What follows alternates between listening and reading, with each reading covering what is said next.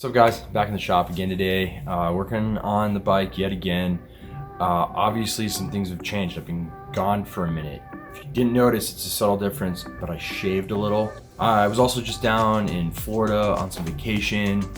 If you guys follow my Instagram, you probably saw some of the photos from that. A lot of the videos that I've previously filmed up to this point were really all from about early March, end of February. Right now it's about April. Reason being is when I started this project, I didn't really think I had a direction of where I wanted to go. And as a result, I just started filming everything and tearing into the bike. In one of my videos I mentioned, I don't know how much electrical I want to take off of this thing. And then the whole video was me removing electrical. I didn't have follow-up to my videos and I didn't like that. So what I'm going to try to do better now is as I work on the bike to film, then to edit, and then that has helped me give direction on where I want to go. The other thing I've been doing is I've been reading a ton. My buddy gave me Zen and the Art of Motorcycle Maintenance to read. The character in the book talks about, he always travels with his bike's manual and Chilton's motorcycle troubleshooting guide.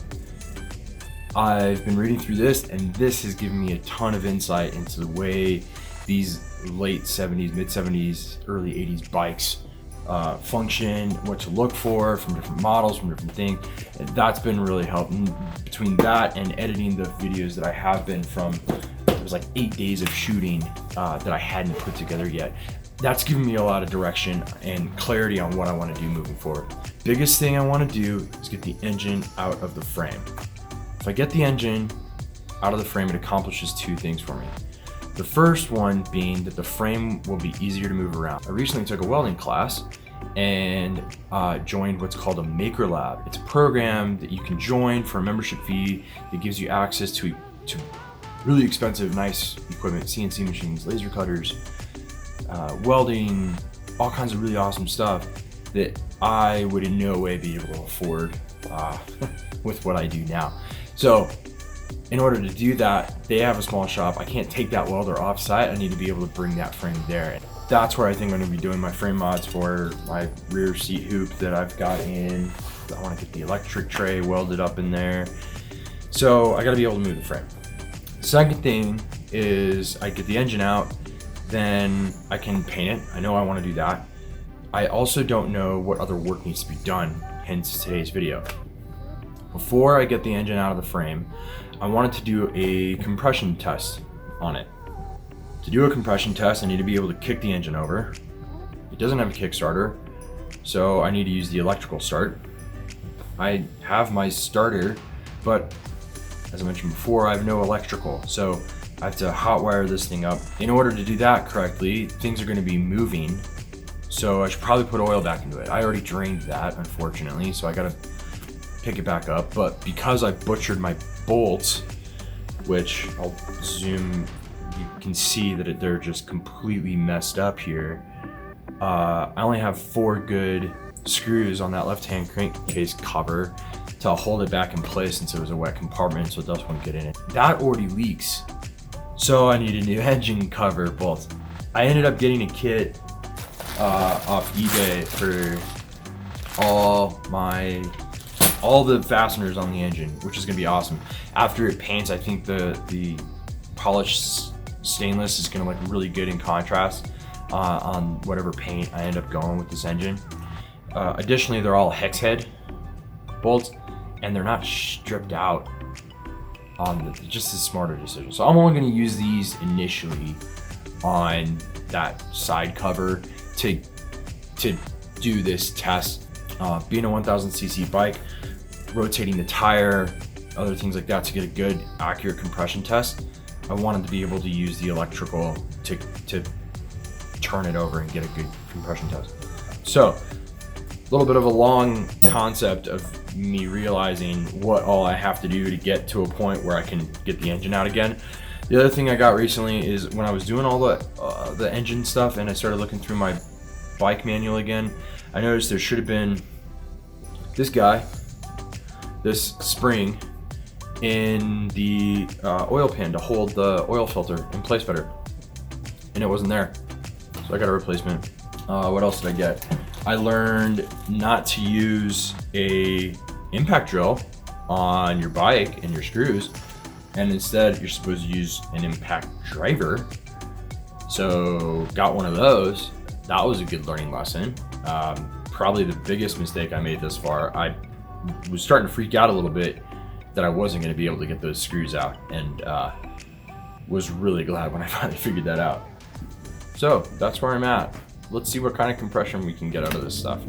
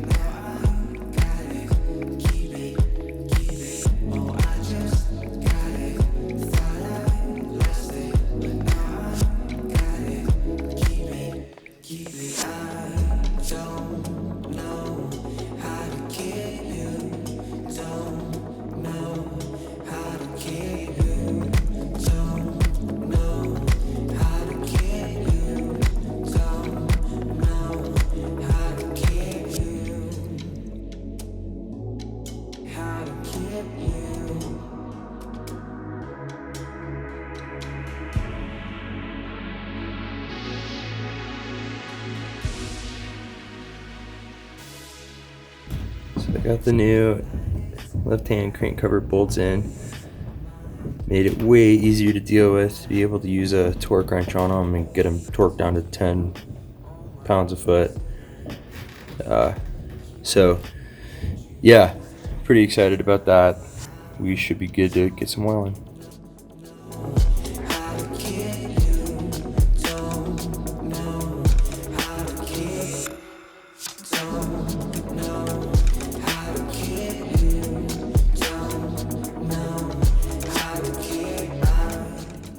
So we've got our starter back in, and we're trying my wiring here. So I've got positive terminal connected over to my battery. I've got this additional wire, and I've got a cap on it for now, but I'm gonna take that cap off, and then I should be able to ground it out to the frame to activate the starter motor. That should kick over the engine, where I've got my compression tester connected in and wired into cylinder 4. We're gonna try it this way and see what happens. Cap off.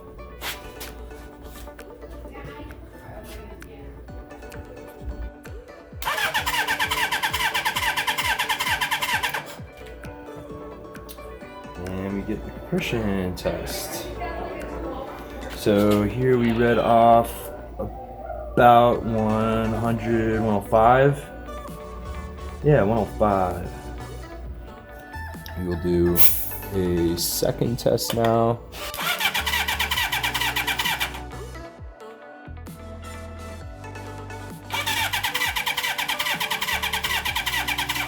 And we're at 110. Okay, so I've thrown some oil into cylinder 4, and we're ready to test this again to see if pistons are okay.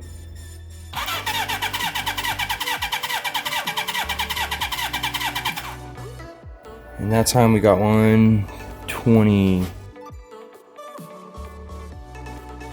Alright, so we're on to cylinder 3 now. And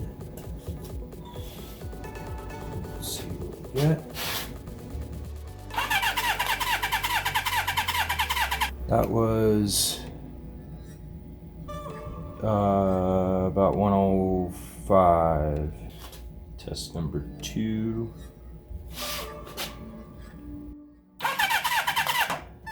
105 again.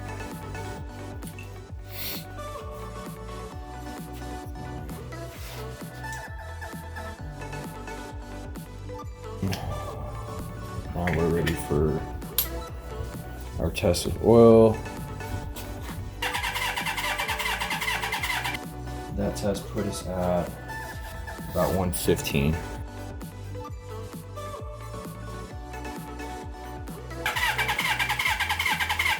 That gave us 40 PSI on cylinder 2 for test 1.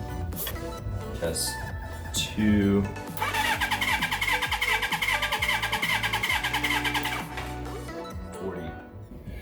We will get some oil in there now.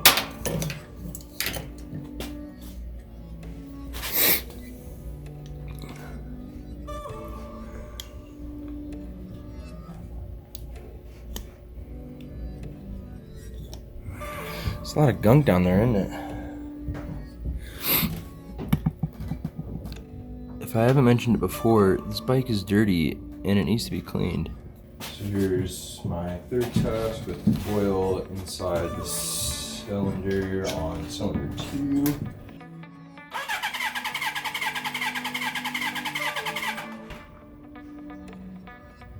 And we got about 55. All right, so we're on cylinder 1 for first compression test.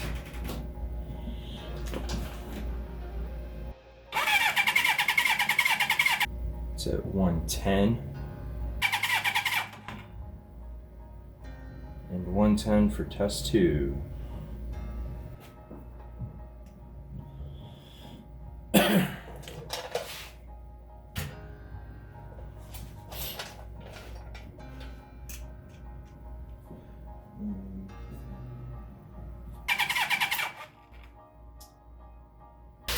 On the third, 125 the test the oil. So because cylinder 2 was so bad, I'm gonna try to do one more test just to see if it might have been the seal that I had, although I do doubt it. All right, final test, cylinder 2 with oil.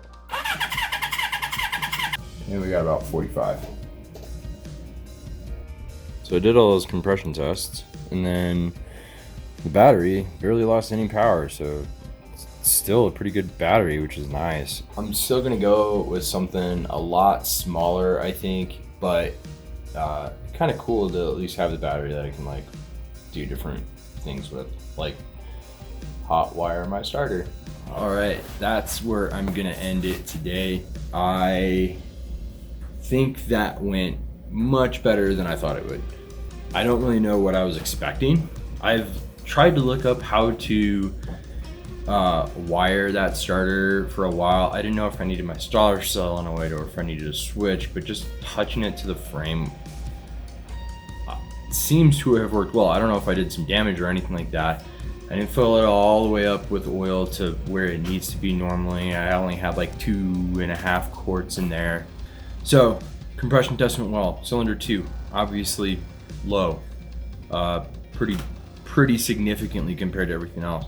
That's gonna be the cylinder I need to do some work to.